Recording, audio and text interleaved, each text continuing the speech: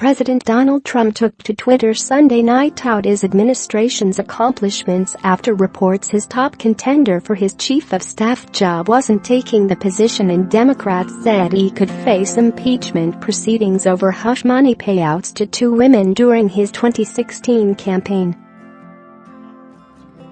"And we're having a great time doing it," Trump noted with an exclamation point. The Trump administration has accomplished more than any other U.S. administration in its first not even, years of existence, and we are having a great time doing it. All of this despite the fake news media, which has gone totally out of its mind, truly the enemy of the people," he tweeted.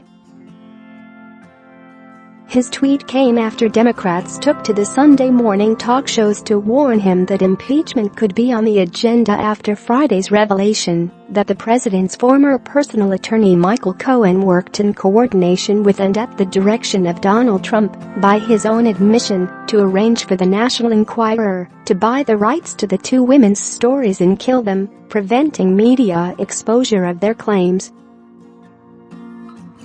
And it comes after Nick Ayers, the top aide to Vice President Mike Pence, will not be taking the chief of staff job for the president. Trump has repeatedly touted his administration's many accomplishments without going into detail. Thus far, the Trump administration has pulled the U.S. out of the Paris Climate Accord, signed a pact with North Korea that contains no deadlines for denuclearization, increased trade tariffs with U.S. allies, and put in place a tax cut that benefits wealthy Americans. Failures include the repeal and replacement of Obamacare, building a border wall, although some construction has begun, and improving infrastructure. The administration lists its accomplishments here. Share this article. Ayers was the leading contender for the position, but didn't want to commit to working in the West Wing through the 2020 presidential election. Ayers, the 36-year-old father of 6-year-old triplets, is said to want to move back to Georgia. He told the president he only wanted a chief job on an interim basis for the first 3 months of 2019. But Trump wanted someone who would be at his side through the upcoming re-election campaign. The president, who originally said he would announce a new chief of staff this week, will now make an announcement by the end of the year. Trump announced on Saturday that his chief of staff John Kelly would leave at the end of the year amid reports the two men were barely speaking. The president will now be looking for a top aide to guide him through a rocky 2019 and 2020, when Democrats control the House of Representatives and are warning Trump of dangerous waters ahead. Democratic Senator Chris Murphy said on Sunday the public facts out of special counsel Robert Mueller's investigation show that Trump is beyond the stage that led to the impeachment of President Bill Clinton. "You are beyond the stage that led to impeachment proceedings against President Clinton, whether or not you think that was worthy of impeachment or not," he said Sunday on ABC's This Week. He also warned Trump he has stepped into the same territory that ultimately led to President Richard Nixon's resignation. The president has now stepped into the same territory that ultimately led to President Nixon resigning the office.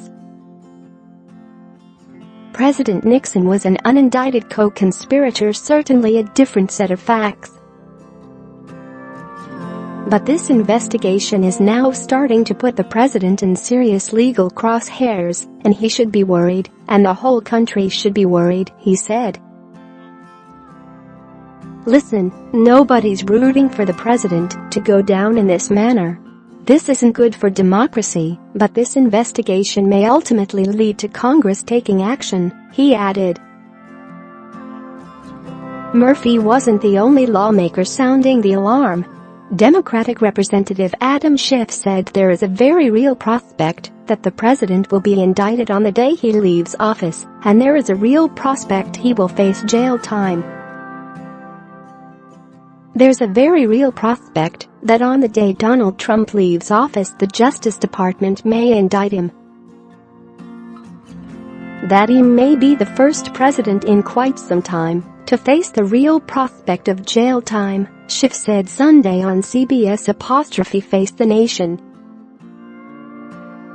"We have been discussing the issue of pardons that the president may offer to people or dangle in front of people. The bigger pardon question may come down the road as the next president has to determine whether to pardon Donald Trump," he added. Sentencing memos out on Friday about the Cohen case led to questions about the role Trump himself played. Cohen coordinated his actions with one or more members of the campaign, according to one of the sentencing memo, including through meetings and phone calls about the fact, nature, and timing of the payments. And as a result, neither woman spoke to the press prior to the election. The payments were made to porn star Stormy Daniels and former Playboy playmate Karen McDougal, both of whom claimed to have affairs with Trump, which he has denied. Democratic Representative Jerry Nadler warned that it would be an impeachable offense if President Trump directed the payments to Daniels and McDougal. Certainly they're impeachable offenses. Even though they were committed before the president became president, they were committed in the service of fraudulently obtaining the office, he said on CNN's State of the Union. Cohen arranged for a $130,000 payment to Daniels, which prosecutors say violated campaign finance law prohibitions against donations of more than $2,700 in a general election. A $150,000 payment by American Media Incorporated to silence McDougal was an illegal corporate donation to the Trump's campaign, prosecutors claim.